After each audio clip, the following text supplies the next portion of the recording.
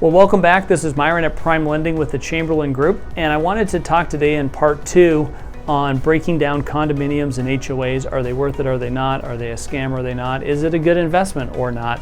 There's 2 categories that we want to talk on today, and one is breaking down the total HOA payment. How much are they, and what is that money even used for? And then number 2, sometimes it happens where an HOA runs out of money for projects. If you buy into a place that the HOA has run out of money, what happens? So, getting started on an HOA monthly payment, what goes into it? Well, there's a few things. On a normal condominium, an HOA fee in Phoenix, or really nationally for the most part, is going to be between about $250 and $350 per month. That is money that you as the owner of the home pay to the HOA to live there. Now, what does that cover?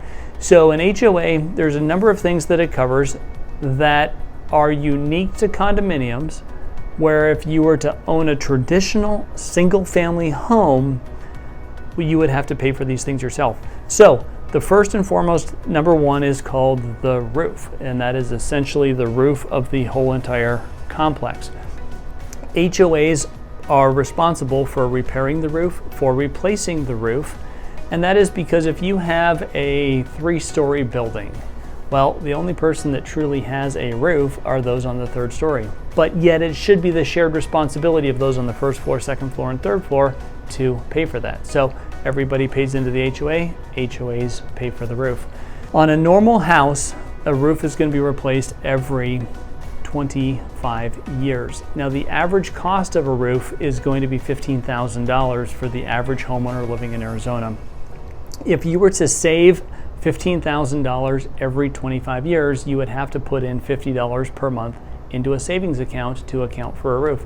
So right off the bat, you know that $50 of your HOA payment is going towards a roof replacement if you were to own a traditional single-family home. The second is what I want to refer to as exterior paint. On a condominium, the exterior of the building is going to be painted. That is a cost of the HOA, not you as the homeowner. If you were to own a traditional single-family home, every 10 years in Arizona, you're going to have to paint your home. That's going to be easily $8,000 to paint a house. If you want to save $8,000 every 10 years to paint, you're going to have to put in $66 a month into a savings account just to repaint your house. The third thing an HOA covers is the landscaping. On average, a landscaping bill for someone who owns their own single-family home is very easily going to be $100 a month, and that's likely having a landscaper come every 2 weeks.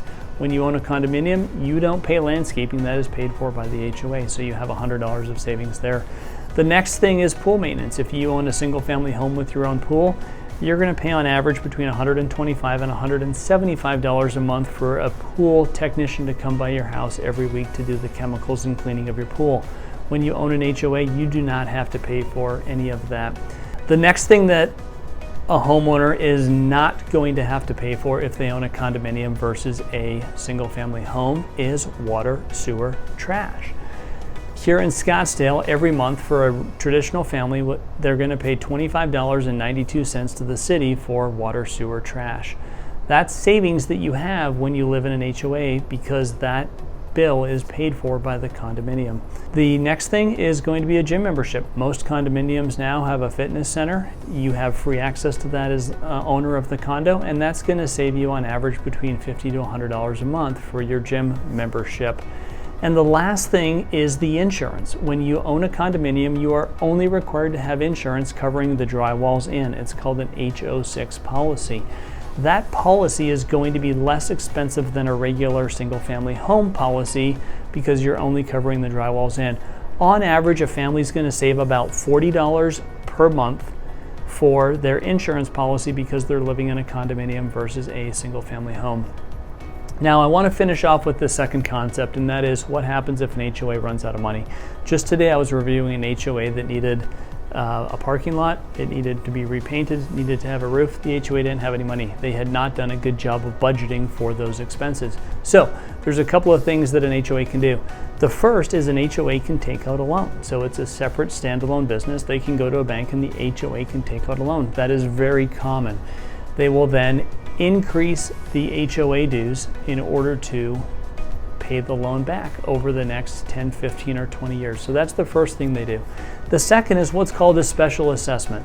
A special assessment is the HOA going to all of the individual unit owners and saying, we don't have enough money to pay for these expenses that are going to come up in the next year. You are required to pay an additional lump sum as a special assessment in order for us to raise the money to pay for these things. It's something that happens from time to time. It's not common, but I have seen it happen with condos in Arizona. The next thing is going to be what's called a reserve study. A reserve study is something that many HOAs and condominiums will do every 5 to 10 years. It's a very detailed study that happens on the with the condo, where you have an outside firm come in and they look at the age of the roof, the age of the parking lot, the age of the paint, the age of the landscaping pool. Every aspect of that condominium is evaluated, and they put together a comprehensive report with budgeting. That report allows the HOA to properly plan for the future expenses that are going to happen, so they don't run out of money if there were to ever be a shortage of funds in the HOA. So those are the three ways that HOAs prevent running out of money in Arizona. It's important to know as a borrower so you don't get stuck owning a condominium with an HOA that has run out of money. Thank you so much for watching. This is Myron Chamberlain with the Chamberlain Group at PrimeLending.